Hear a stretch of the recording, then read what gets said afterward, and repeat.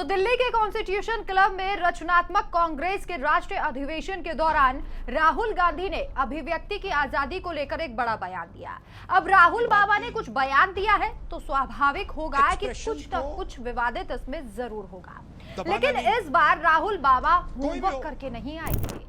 ना पवन खेड़ा ने होमवर्क किया था और ना ही सुप्रिया श्रीनेत ने राहुल गांधी को कुछ होमवर्क करवाया। उन्होंने कहा कि किसी भी व्यक्ति को अपने विचार व्यक्त करने से रोका नहीं जाना चाहिए। हिंदू, मुस्लिम, सिख, जैन हर किसी को अपनी बात खुलकर कहने का पूरा अधिकार है। उन्होंने आगे कहा कि जिस दिन आरएसएस की अभिव्यक्ति को देश से खत्म करने की बात होगी उस दिन मैं उसकी भी रक्षा करूंगा, क्योंकि अभिव्यक्ति उनकी भी है। वासियों की बात की एक्सप्रेशन को दबाना नहीं है, कोई भी हो। और मैं आपको बात को और भी आगे ले जाता हूं। जिस दिन आरएसएस के एक्सप्रेशन को देश से खत्म करने की बात शुरू हुई, उस दिन मैं उनकी रक्षा करूंगा, क्योंकि उनका भी एक्सप्रेशन है। हमारा ये नहीं है, हम कह रहे हैं कि भैया सब लोगों का एक्सप्रेशन होना चाहिए। जो आपके दिल में आप खुल के बोलो, डरने की कोई जरूरत नहीं है। आप किसी और को नहीं दबा सकते। अब राहुल बाबा से यही गलती हो गई। अब आप सोच रहे होंगे कि इसमें गलत क्या है, तो गलत इसमें जो कहा है वो हम आपको बताएंगे। गलत कुछ नहीं कहा, बस अपनी सरकार के एक बिल को नहीं पढ़ा। जिस कर्नाटक में खुद कांग्रेस की सरकार है, वहां अब आरएसएस को अपनी शाखा लगाने और कोई भी आयोजन करने से पहले सरकार से इजाजत लेनी होगी।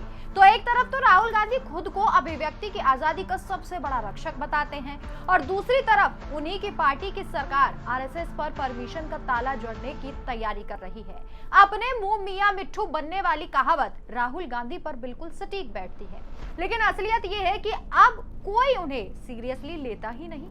एक तरफ राहुल गांधी आरएसएस को जोकर, गुलाम और अडानी का औजार जैसे शब्दों से नवाजते हैं और दूसरी तरफ खुद को उन्हीं की अभिव्यक्ति की आजादी का चैंपियन साबित करने की कोशिश करते हैं। यही दोहरा चरित्र है।